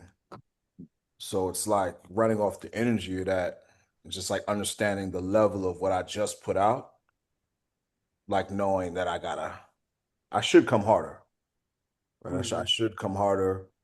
Things should level up in a couple of different ways on the next record, you know. Really learning to work with the momentum that's that we're kind of like falling down the hill with, skiing down the hill with. It's like really learning how to manipulate that. So I think it kind of makes me like a smarter artist, you know. Yes. So you almost use like the group albums, almost you take that back, the lessons you learned, and you improve your solo albums. Yeah, ideally, like Hmm. that's like the mind frame. You know, whether I'm successful or not, I don't know. But that's definitely like where I've been for the past couple of years. yeah. Hmm. Definitely where I've been mentally. Yeah. Um, yeah, I mean, I think that for myself, Arm & Hammer it's helped me do everything that I've done over the past 14 years or whatever, you know. I think constantly being challenged by having to work with another great artist as well as somebody whose ideas, and then after that, friendship and conversations we've had and things that they've put me onto, and our friends that we have that we've introduced each other to, and experiences, and books, films, arguments, all of those things have expanded my vision, my creativity. It made me work harder, changed my ear. You know, little things like I remember going way back, rehearse with Ornette. I did my verse. I did it first, and then Lucid took part of it and cut it out. And hold on, no, do I have the song wrong? You might have the song wrong. I have the song wrong. What was the song where you made the chorus out of part of my verse? God damn, I can't remember. Hmm. Not rehearsal during that. That one I knew was a chorus from the beginning. It was a different one.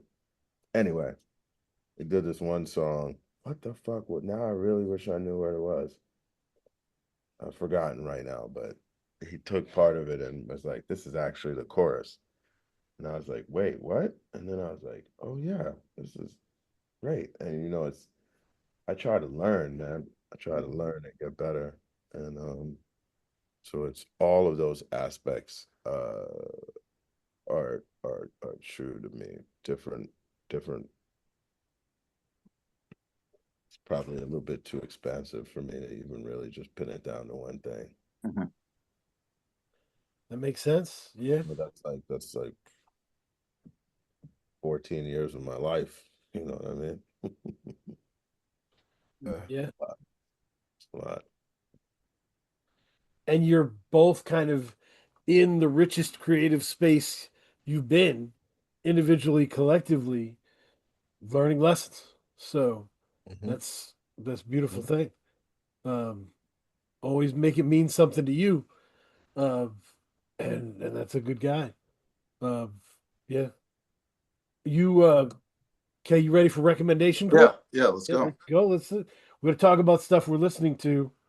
I'm gonna start with Black Dragon's Revenge, the Some Wu reggae Tang, shit. the Wu Tang Phenon album. Oh. He did a Wu Tang album that he remixed Criminology and Sub Crazy. Like it's dope. So Mm, I okay. gotta peep that. I have it, but I have not listened to it. I gotta peep that. yeah, I really enjoyed it. Uh, there's also Sweet Face Killer by Infinite Coals. I really enjoy that album. It's really dope. Um, there's Brother Minute Star Volume 2, Uskadar Sessions, Brother Ali snuck it in the end of the year. It's a beautiful album. So that's kind of, I'm rotating through that stuff.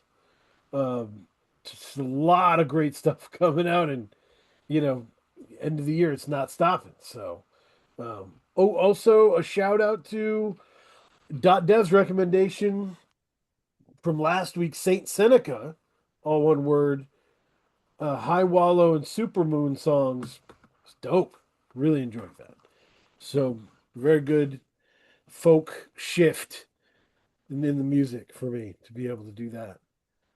What are you listening to, Elucid? I'm really all over the place. Really, really all over the place. But I think that this week, if I just narrow it down this week, it's a really old gut bucket soul kind of song by the Sweet and Innocent and the Memphis Mustangs. The song is called Cry Love. It's got a really fly cover. It was a 45, and I've been playing that nonstop, nonstop. Super big, last call, 4 a.m., the bar is closing, and you're Mhm. sad vibes. It's excellent. It's beautiful. It's on Bandcamp. It might be. It Yeah, might be. It's, New Narrative. these labels that put out these super obscure Yep. 60s sort of records. Yeah, they all have the band camps. But Yep. yeah, it's a great song. Great, great song. That's awesome. Yeah, I love those labels. I got like a collection of 60s Jamaican doo-wop. They had like volume 1, volume 2, volume 3, and I was just running that for a long time. You can Mhm. find some really cool stuff Yeah, on man. those labels putting out like, funk albums that were lost in a fire that was from an label that was owned by the mob or something. Yeah, Uh, there be some shady business. There be some shady business stories associated with a lot of those. But yeah, these records just turn up. These records yeah, turn up in funny ways. yeah, totally. Absolutely. Uh, Woods, what are you bumping?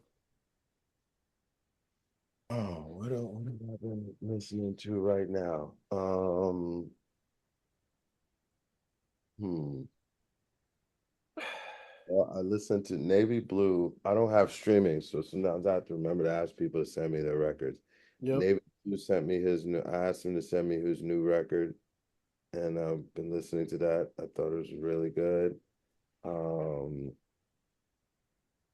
you know what? Let me break this out. See what else. The Sword and the Soaring.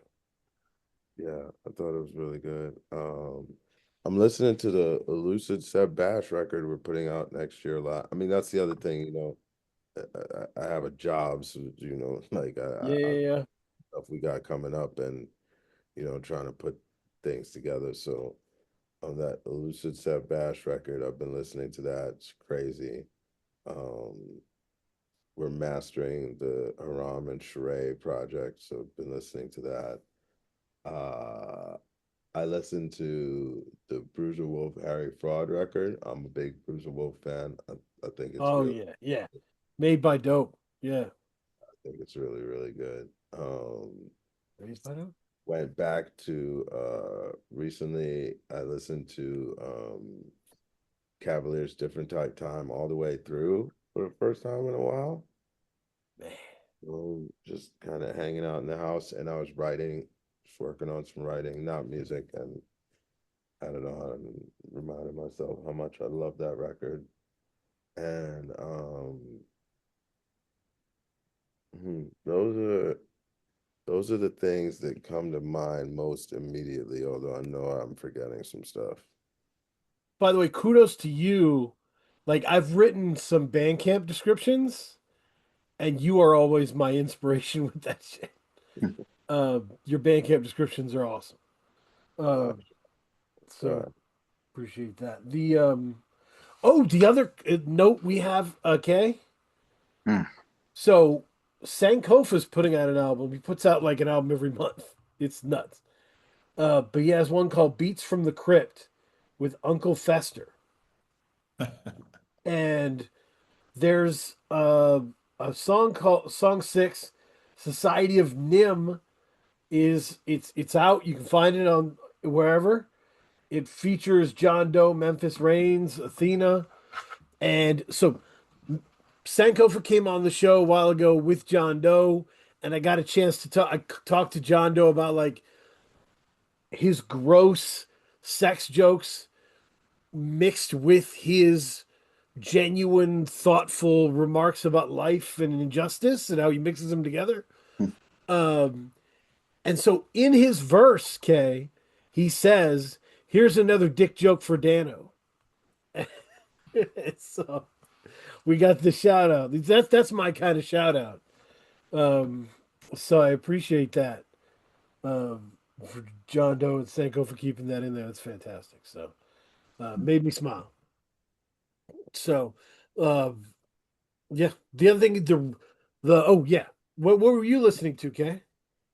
I mean, just really anything new. I went back to jazz, so I'm listening to Trio 64 by Bill Evans. I'm getting into that, and then just 90s R&B. Oh man. Just Portrait, Call Me I Bad, Tevin haven't heard Campbell. that group name in forever. Portrait. Yeah, Wow. yeah. That's Wow. I Kay's would that have way. That's. Kay's that I way. just need something mellow during the Was that day. Like, song was that biggest song called Here We Go? yes, Here we go again. that's the song. Like I heard that song on like street, Yo. the radio, not the radio. What is it? Like the Sirius XM. That like Okay. that, and that made me get into them. Yeah. Tight. I remember that song when it actually played on the radio. Oh man. When Wendy Williams was a DJ, actually. Oh Wow. It wow, was back in the the day. top 8 at 8. And it was on the top 8 at 8 for weeks. Weeks. Number one song. Great That song. song, I remember the great song, great song. If we're gonna get nostalgic, you know what I listened to for the first time in a long time recently? Groove Theory. Groove Theory Excellent is the group. shit. Very I love Groove Theory. underappreciated group, I think. Yes. Yeah. Always remind me actually of the girl who introduced me in Portal. She really liked that album, and Awesome. you know, when your early relationships and like you grow, I'll always associate that album with like, you know, like kind of like very young love. That summer she had that record and was always rocking it. That, and I feel like the Fugees record had come out a little before that. Mm. Yeah, that Groove Theory record. And It's like 94, 95. 95. Yeah. Beautiful 95 record. vibes. Yeah. Yeah, man. I that record's good. That record's good. I've Yo, always I've always tossed around the idea in my head of having an Amel Larue episode, but I'm like, who is that for? Like seriously, who is this for? I mean, But yeah, okay player, okay player writes. A few of them would come out of the woodwork for that. I feel. yeah, that's fair. That's fair. Um, I hate to say it, but I got a dip. okay. I got it's funny because I actually have I mean I don't think of it as a Bandcamp description, that's what, but I have some writing to do for someone's project, so Yep. we'll get to that before it gets too Yeah, much we were work. gonna wrap up anyway. The last thing I was gonna say is, uh, you know, follow Pink Sifu on Twitter. Recently had, you know, somebody important in his family pass away. There's a GoFundMe. If you can give, definitely do. Yeah. Thank you everybody for being here, and thank you, Armand Hammer, for taking the time. Thank you, man. Yeah, man. Thank Thanks, Dano. Thanks, Kay. No Thanks, problem. guys. Before we What will tomorrow bring?